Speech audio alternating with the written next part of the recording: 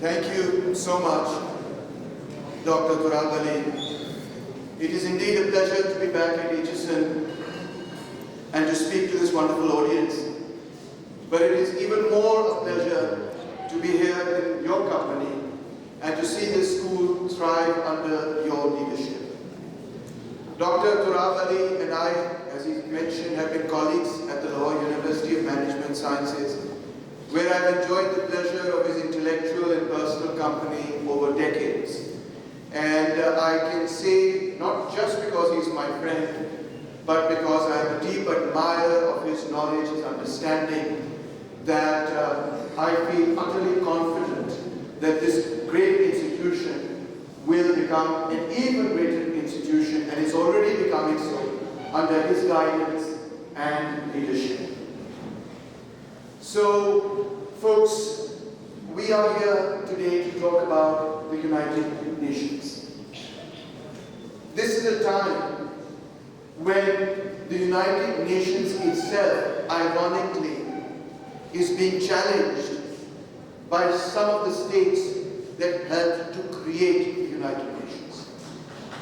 And it's not just that the UN is being challenged as an institution, but even more importantly, the entire framework of international law is being challenged from the most powerful state in the world today, a state which was instrumental in the very creation of that international order, of international law, as well as the United Nations.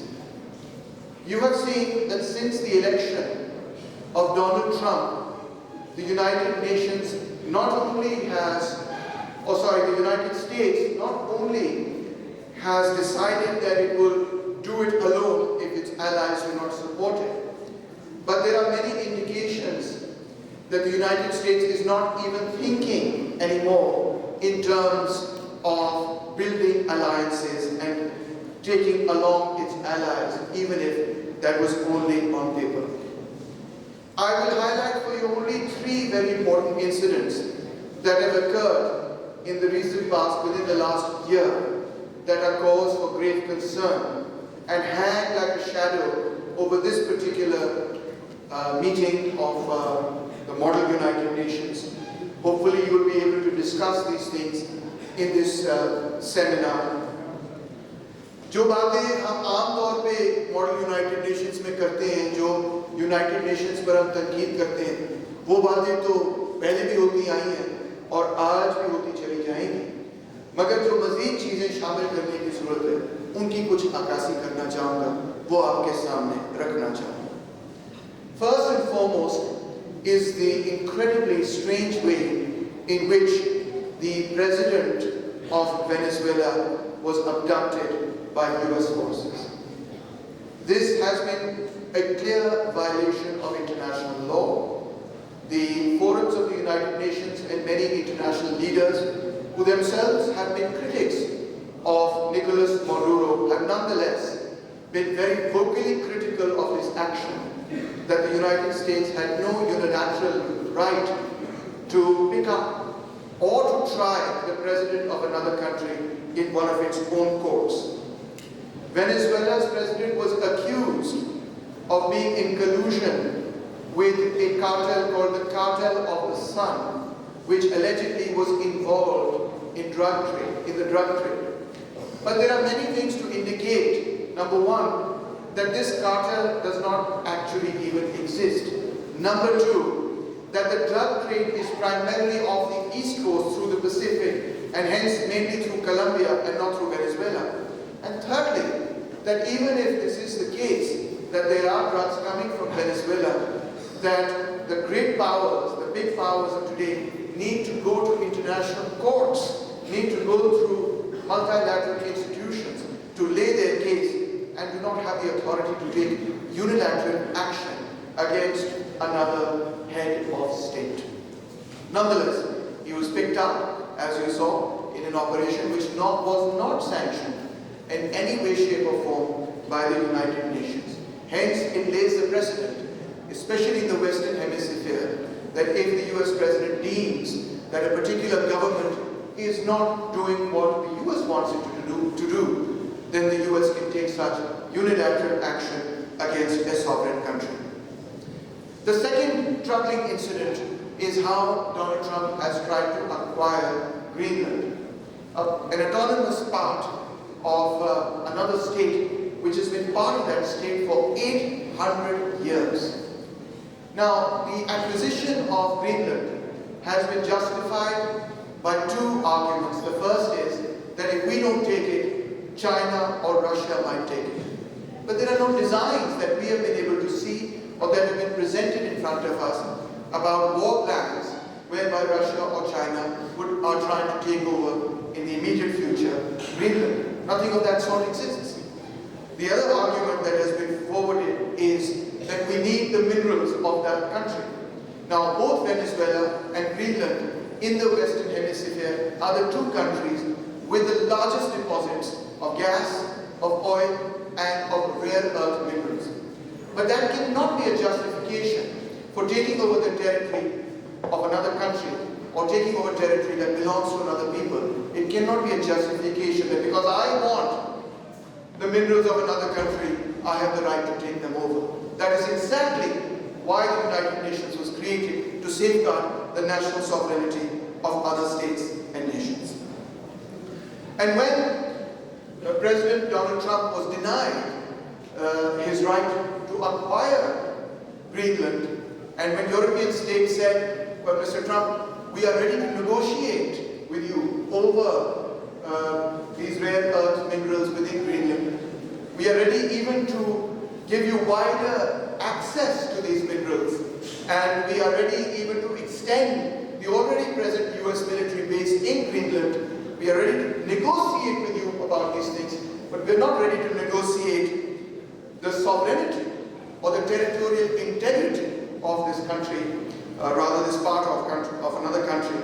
Then Donald Trump retaliated by saying, okay, I am going to then place retributory tariffs and engage in trade war against other European states. This is again very, very problematic because it shows that the economy itself and international trade itself is now being weaponized by one of the largest economies in the world. Why? For the acquisition of other territories. Very, very problematic. The third major issue is the Board of Peace that has been created for Gaza, but is not restricted to Gaza. As you know, for the last 2 years, the state of Israel has been complicit in what the United Nations itself has termed a genocide of the people of Gaza. This is no longer something that is under debate. This has now really been established by the highest authorities in the world, by the United Nations itself, that this is a state actively engaged in genocide. The intent has been shown, statements have been proven that show that that is what the officials of the state wanted. Moreover, the actions have been shown, for instance, the destruction of the very infrastructure of life in Gaza. Not just the killing of people, but the destruction of water supplies, the destruction of food sources, the destruction of hospitals, the destruction of schools, the destruction of communities where people live, the destruction of shelter. These are grave violations of human rights and indicate very clearly that the state of Israel wants to create a condition where living in Gaza becomes an impossibility. And they have stated very openly that Jordan should absorb the people of Gaza, that Egypt should absorb the people of Gaza, that they should just go away. This is extremely, extremely problematic. Now, we all know this. Across the world, we all know this. We've seen this. Millions of people across the world are taken to the streets, in the United States itself, across Europe, across the entire world, in the Muslim world, even in South Africa and other parts of the world, against this genocide. But the more problematic part of it is, Dr. Turan, that what has been proposed in the place of the United Nations to solve this particular problem is a unilateral board called the Board for Peace. Now think about this board if you look at the details. Firstly, its draft was never circulated in public, but Reuters was able to get a draft of what the Board of Peace will look like. says that the chairman of the board will be Donald Trump, and he will have veto power over any decision taken by the board. Moreover, the chairman of the Board of Peace cannot be replaced unless by unanimous vote by all the countries. Moreover, the countries that become part of the Board of Peace will be there for 3 years, and after those 3 years, each country will have to pay $1 billion in cash to the Board of Peace to remain within the Board of Peace. This is a rich person's club. This is not a multilateral institution built on the foundation and principles of the sovereignty and independence and equality of nations. This is in fact a billionaires club where a few people can become part of this club, which is not accountable before the people of the world or their representatives. Moreover, they plan for what they want to do in Gaza. By the way, the Board for Peace does not want to restrict itself to Gaza. The Financial Times itself, and a paper which is on the right of the political spectrum, a paper which cannot be accused of being a socialist or left-wing as I am, has said that Trump envisages that this Board of Peace will replace the United Nations. आप model United Nations कर रहे हैं, उधर दुनिया का सबसे ताकतवर politician सदर यानी कि डोनाल्ड ट्रंप ये कह रहा है कि मैं इंटरनेशनल लॉ को नहीं मानता। ये उसने साफ न्यूयॉर्क टाइम्स के इंटरव्यू में कहा, मैं सिर्फ अपनी मोरालिटी को मानता हूँ, सिर्फ मैं अपने आप को रोक सकता हूँ और दूसरा मुझे कोई नहीं रोक सकता। This is a direct translation of what he said to the New York Times. Moreover, उसने ये कहा कि मैं इस बोर्ड ऑफ पीस को सिर्फ गाजा तक रिस्ट्रिक्ट नहीं करूँगा। ये यूनाइटेड नेशंस की जगह एक नया इदारा कायम किया जा रहा है जो वो काम कर लेगा जो यूनाइटेड नेशंस की जिम्मेदारी पहले समझी जाती थी। और इस इदारे में कोई वो जमहूरी चेक्स एंड बैलेंसेस मौजूद नहीं है जिसके नतीजे में हम इसमें कोई कॉन्फिडेंस रखें। अब सुनिए कि गाजा के एतबार से जो इसका मंसूबा है वो क्या है, और ये तो आपके लिए और भी जरूरी है क्योंकि पाकिस्तान की हुकूमत ने न सिर्फ वो मंसूबा पेश किया जो दर हकीकत डोनाल्ड ट्रंप का खुद बनाया हुआ मंसूबा है, मगर उसके साथ साथ हमने हामी भी भर ली कि हम इस बोर्ड ऑफ पीस में शामिल हो गए। तो इसीलिए इसको समझना बहुत ही ज्यादा जरूरी है कि गाजा में वो क्या करना चाहते हैं। अब सुनिए, बात ये है कि the Board of Peace can only operate in Gaza if, as has been stated by international bodies, Hamas decides to demilitarize, which means basically it has to say, here are our weapons, we are handing over our weapons. Now, of course, the Israeli state wants that to happen, and it has been attempting to break Hamas for a long period of time. But has Hamas, who will do the disarming? Has Hamas agreed to disarm itself and said कि हम खुद ही हथियार provide कर देंगे? If the answer is no, if the Israelis try to disarm them, you can be assured कि उस पे तो झगड़ा होगा. But what would happen if troops under the command of the Board of Peace say that we are going to disarm Hamas? This would be very problematic because that would mean that it could create the flashpoint between a conflict between Hamas and those soldiers that have gone on behalf of the Board of Peace, who are going to be preponderantly Muslim soldiers from Turkey, perhaps Pakistan and other countries. This could cause a very, very serious escalation, in which case these countries will then be accused. लड़ाई अगर वहाँ हो गई, झगड़ा हो गया, तो then these countries will be accused of also being complicit in the murder of Palestinians. Are you seeing what a minefield this is? What would happen, also I ask this question to you, if Israel decides unilaterally, which it has, कि भाई board of peace से बात नहीं बन रही, हम फलां जगह जाके खुद ऑपरेशन करने लगे? Would the soldiers that are there to keep the peace then say, no, you cannot do this, Israel, we will protect the Palestinians, in which case they will be in direct confrontation with the Israeli state? This has to be thought out. It's not so clear कि ये क्या होने जा रहा है. It's very, very problematic. And then Mr. Donald Trump is treating the entire Gaza conflict as if it's a real estate problem. कि हम उनको घर बना देंगे, हम उनको यहाँ घर बना देंगे, हम जॉर्डन में घर बना देंगे, हम इजिप्ट में घर बना देंगे, आप हमें पैसे दें, हम घर बना देंगे, हम यहाँ ले जाएंगे, रिविएरा में यहाँ बना देंगे. This is not a political solution. This is not a solution that is ever going to be satisfactory to the people of Palestine. And last but not least, and here is very clearly, folks, there is not a single representative of the Palestinian people on this so-called board of peace.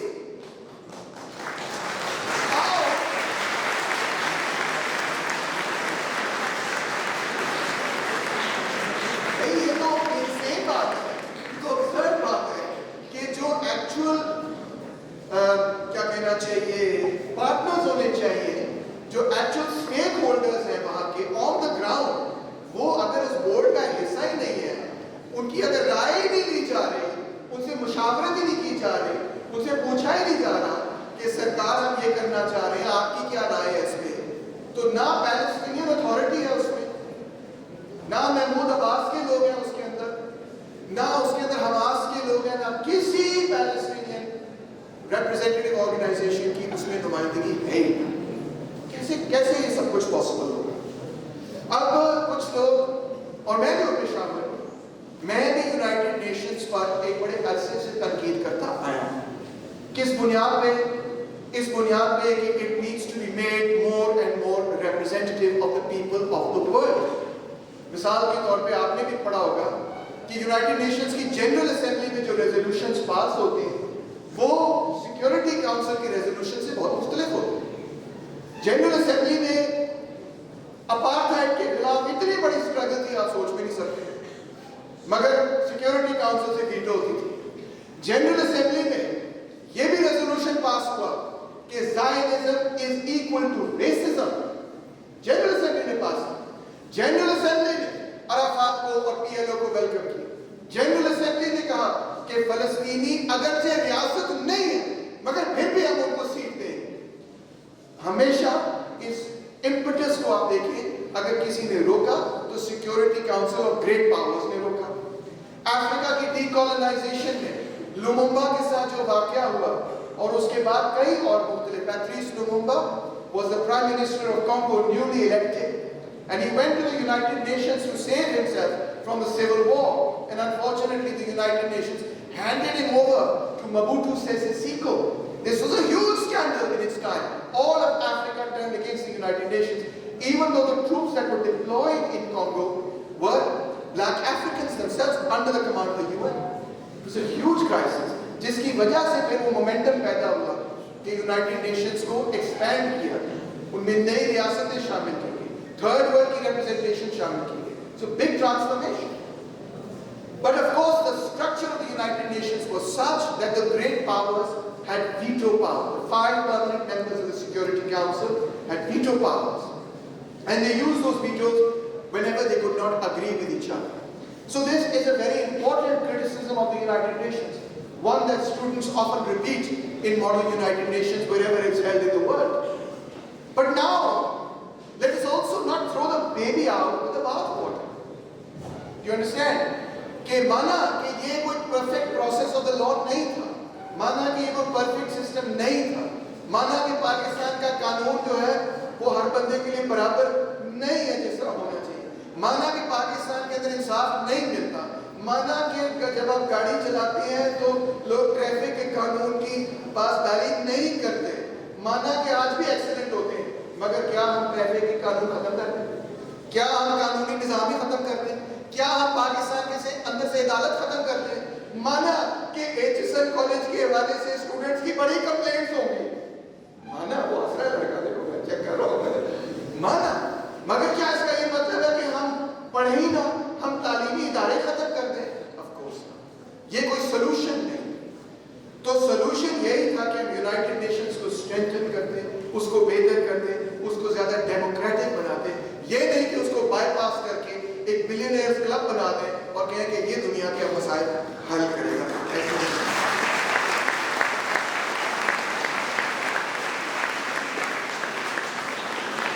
देखिए, मुझे कुछ लोग कहते हैं, I'm just coming to the end, I know time भी limited है, मुझे कुछ लोग कहते हैं सर यूएन ने क्या कर दिखाया, कौन सी जंग है जो यूएन ने रोकी है जी।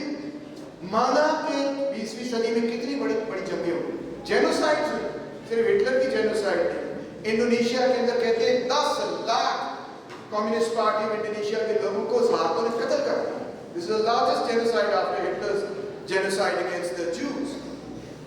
माना वियतनाम वॉर के अंदर क्या कुछ नहीं हुआ, एजेंट ऑरेंज और इतनी बमबारी की, लाओस अकेले पे इतना बम गिराया जितने पूरी वर्ल्ड वॉर 2 में नहीं गिरा, यूएन नहीं रोक सकी। सिविल वॉर्स हुई, रवांडा के अंदर टूटसीज और हुटूस के दरमियान जो कुछ हुआ नहीं कोई रोक सका। माना ये सब फेलियर्स हमारे सामने, but remember this, the United Nations was actually created to solve one fundamental problem and to prevent one fundamental war about which Albert Einstein said something very famous.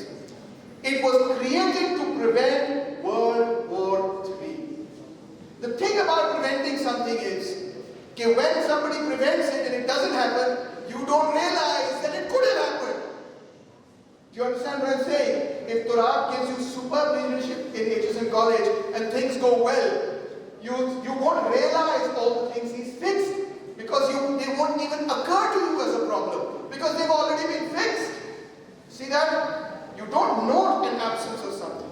It was created to stop World War III. This is what explains the unique structure, the reason why veto power was given, the reason why 5 countries got permanent membership of the Security Council, the reason why General Assembly Security Council was built the way it was built. It was built primarily to prevent a world war between the Soviet Union and the bloc which was led by the United States of America. And it did its job. The world came extremely close to World War several times, specifically in 1962 during the Cuban Missile Crisis. बस एक button की देर थी कि वो चला देते और सारा काम दुनिया के अंदर खराब हो जाता।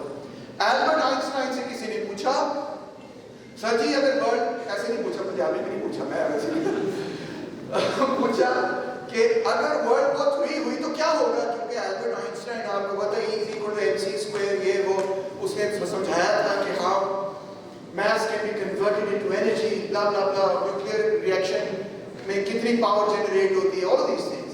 So they asked him, and please listen to this, I'd like to end with this particular very important message to you. They asked him कि सर जी वर्ल्ड वॉर 3 अगर होगी तो क्या होगा, तो उसने कहा कि मुझे ये नहीं पता कि वर्ल्ड वॉर 3 होगी तो क्या होगा, मगर मुझे ये जरूर पता है कि वर्ल्ड वॉर 4 जो है वो फिर हम तीर कमानों से लड़ेंगे। That will be fought with bow and arrow. मकसद कहने का ये है कि you will destroy civilization as you know it if you go into World War 3. So think about that and the importance of the role you are playing when you talk about modern United Nations. You may not be influential on the world scale right now, but you are laying the foundation to strengthen international law, to prevent a world war, to prevent the entire destruction of human civilization as we know it across the globe. That's no small task. Last but not least, I would like to leave you with this one thought. लोग कहते हैं sir इस सारी बात से यही साबित हुआ कि माइट इज राइट, जिसकी लाठी उसकी भैंस, हम कहते हैं पंजाबी में है। मसला ये है कि अगर आप समाज को इस तरह से चलाएंगे या दुनिया को इस तरह से चलाने की कोशिश करेंगे कि जिसकी लाठी उसकी भैंस, तो फिर जिंदगी वही बन जाएगी जो कि थॉमस हॉब्स ने डिस्क्राइब की थी in his great work The Leviathan, when he said life would be nasty, brutish and very short. It would be unpredictable, it would be arbitrary, it would be a world in which we cannot plan anything, it would be a world in which we cannot expect justice to be done, it would be a world where we could not expect that if injustice is done, there would be any system of retribution. So I leave you with this idea that power is important, no doubt, but power is not all that is important. Power without legitimacy degenerates into complete arbitrary rule, and arbitrary rule cannot be the basis of any society, civilization, or humanity as a whole and its path to the future and progress. I thank you very much.